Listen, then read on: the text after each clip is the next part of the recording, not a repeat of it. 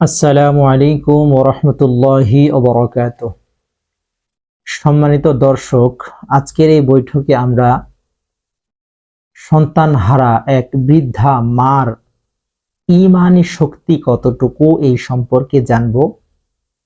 যেন এই ঘটনা শুনে, ইনার জীবনী শুনে আমরাও আমাদের ঈমানকে মজবুত করতে পারি, এজন্যই মূলত আজকের এই ঘটনা বলা উদ্দেশ্য। সম্মানিত দর্শক, আল্লাহ নবী সাল্লাল্লাহু আলাইহি ওয়াসাল্লাম সাহাবায়ে কেরাম রাদিয়াল্লাহু তাআলা আনহুম আজমাইনের একটা কাফেলাকে নিয়ে যুদ্ধে গিয়েছিল। তো ওই যুদ্ধ থেকে ফিরে মদিনায় যখন আসলেন, মদিনায় এসে সাহাবায়ে কেরামদেরকে নিয়ে মদিনায় প্রবেশ করবে, এই খবরটা যখন মদিনার ঘরে ঘরে পৌঁছে গেল যে আল্লাহর হাবিব সাল্লাল্লাহু আলাইহি ওয়াসাল্লাম যুদ্ধ শেষ করে তার সাথীদেরকে নিয়ে মদিনায় প্রবেশ করছে, এই খবরটা সকলেই পাওয়ার পরে প্রত্যেকেই তার আত্মীয় স্বজনকে স্বাগতম জানানোর জন্য মদিনার প্রবেশ পথে উপকণ্ঠে সকলে একত্রিত হয়ে গেল।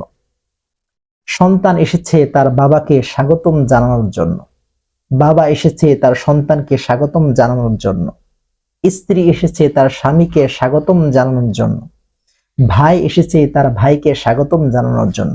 অর্থাৎ প্রত্যেক আত্মীয় স্বজন তাদের নিকটতম আত্মীয় যারা যুদ্ধে গিয়েছে তাদেরকে স্বাগতম জানিয়ে তাদেরকে বাড়ি নিয়ে যাবে, এগিয়ে আনার জন্য ওই মদিনার উপকণ্ঠে সকলে একত্রিত হয়েছে। সকলে অপেক্ষা করছে যে আল্লাহর হাবিব এবং সাথীরা আসবে। যারা মদিনার উপকণ্ঠে তার আত্মীয় স্বজনের অপেক্ষায় ছিল, এদের মধ্যে একজন বৃদ্ধা মহিলা ছিল। তিনি লাঠিতে ভর করে অনেক কষ্ট করে সেখানে এসেছে। তিনার স্বামী নেই, শুধুমাত্র একটা সন্তান, তাকে জিহাদের ময়দানে পাঠিয়েছে।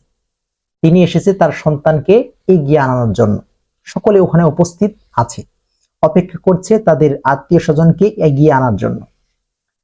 তো আল্লাহর হাবিব সাল্লাল্লাহু আলাইহি ওয়াসাল্লাম যখন সাহাবায়ে কেরামদেরকে নিয়ে মদিনার এই প্রবেশ পথে মদিনায় প্রবেশ করবেন, যখন ওই উপকণ্ঠে সকলে যখন চলে আসলো, তখন প্রত্যেকেই তার আত্মীয় স্বজনকে স্বাগতম জানিয়ে বাড়িতে ফিরিয়ে নিয়ে যাচ্ছে। ভাই বলছে, ওই দেখো আমার ভাইকে দেখা যাচ্ছে। স্ত্রী বলছে, ওই যে দেখো আমার স্বামীকে দেখা যাচ্ছে।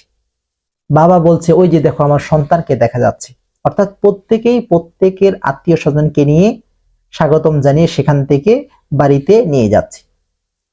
ওই বৃদ্ধা মহিলা শুরু থেকে নিয়ে শেষ পর্যন্ত, কাফেলার শুরু থেকে নিয়ে শেষ পর্যন্ত দীর্ঘক্ষণ ধরে তাকিয়ে আছে, সন্তানের অপেক্ষায় আছে যে আমার সন্তানকে আমি এগিয়ে নিয়ে যাব, এই জন্য অপেক্ষায় আছে। কিন্তু তিনি দেখতে পেলেন যে একে একে সকলেই চলে গেল, যারা যুদ্ধে গিয়েছিল সকলেই চলে গেল, কিন্তু তিনার সন্তানকে তিনি দেখা পেলেন না। কাফেলার এক একজন যায়, কিন্তু তার সন্তানকে আর দেখা যায় না। পরবর্তীতে তিনি বাধ্য হয়ে সাহাবায়ে কেরাম রাদিয়াল্লাহু তাআলা আনহুম আজমাইনকে জিজ্ঞাসা করলেন যে অমুক নামের আমার একজন ছেলে আপনাদের সাথে জিহাদে গিয়েছিল, তো আমি দেখলাম যে প্রত্যেকেই তার আত্মীয় স্বজনকে নিয়ে চলে যাচ্ছে, কিন্তু আমি তো আমার সন্তানকে দেখা পাচ্ছি না, আমার সন্তানের খবরটা তোমাদের জানা থাকলে আমাকে একটু বলো।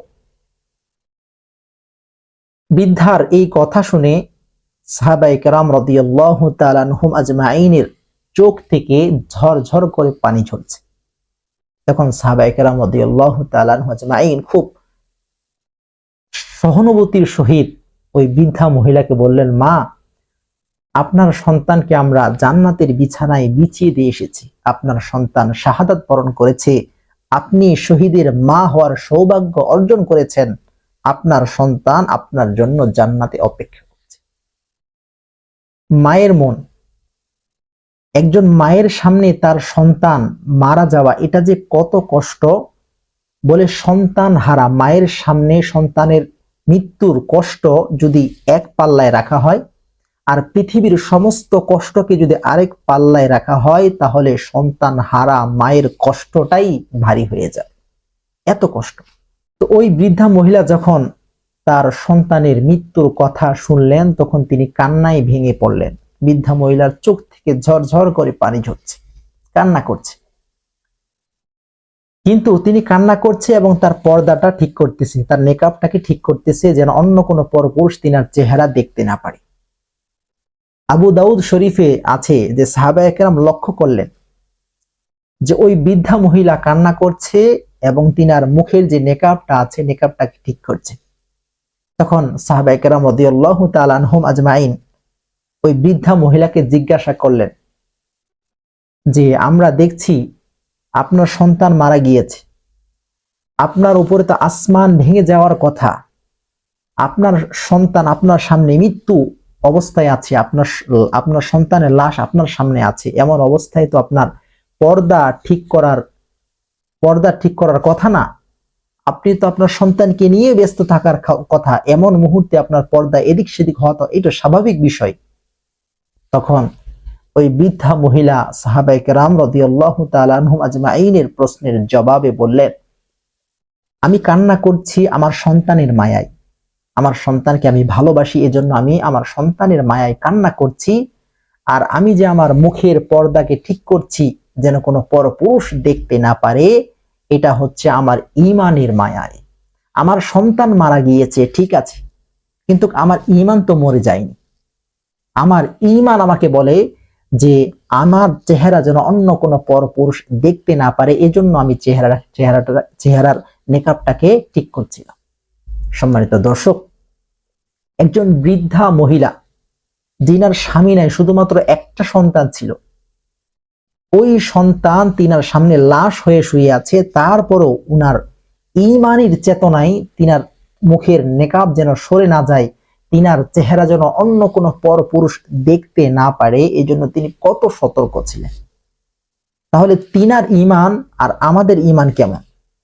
আজকে আমাদের সমাজের মানুষের ঈমান কেমন হয়ে গেছে যে সামান্য অল্প কিছুর জন্য, সামান্য কোনো কিছুর বিনিময়ে আমরা আমাদের ঈমানটাকে দিতে দ্বিধা করি, দিয়ে দিই। আমাদেরকে কেউ যদি বলে যে ভাই আপনাকে আমি 1000 টাকা দিব, আপনি অমুকের কবরে গিয়ে সিজদা করেন, রাজি হয়ে যায়। আমাদের বর্তমান মানুষের ঈমানের অবস্থা এমন। সম্মানিত দর্শক, ঈমানের মূল্য কত এটা দুনিয়াতে বোঝা সম্ভব নয়, মৃত্যুর পরে বুঝে আসবে। বলে ঈমানটা কত দামি জিনিস। কাফেররা যখন দেখবে আল্লাহ তাআলা যাদের ভিতরে ঈমান আছে, এই ঈমানের কারণে তাদের শাস্তিকে মাফ করে দিয়ে জান্নাতের ফয়সালা করে দিচ্ছে, কাফেররা যখন এই দৃশ্য দেখবে তখন তারা বলবে ইয়াকুলুল কাফির ইয়া লাইতানি কুনতু তুরাবা। তখন কাফেররা আফসোস করে বলবে যে আমরা যদি মানুষ না হয়ে মাটি হতাম তাহলেও ভালো হতো, আমরা কেন মানুষ হইলাম? মানুষ হইলাম তো হইলাম, কিন্তু কেন ঈমান নিয়ে কবরে আসলাম না?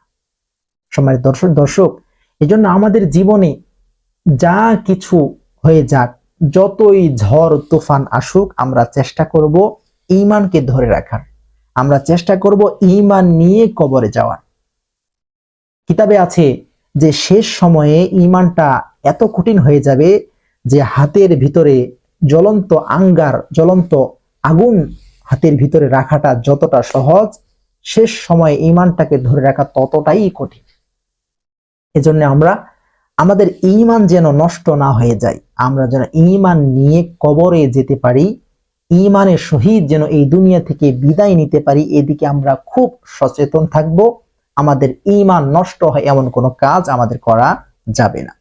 সম্মানিত দর্শক, এই ছিল আজকের বৈঠকের আলোচনা। পরবর্তীতে নতুন কোনো বিষয় নিয়ে আমরা আলোচনা করব।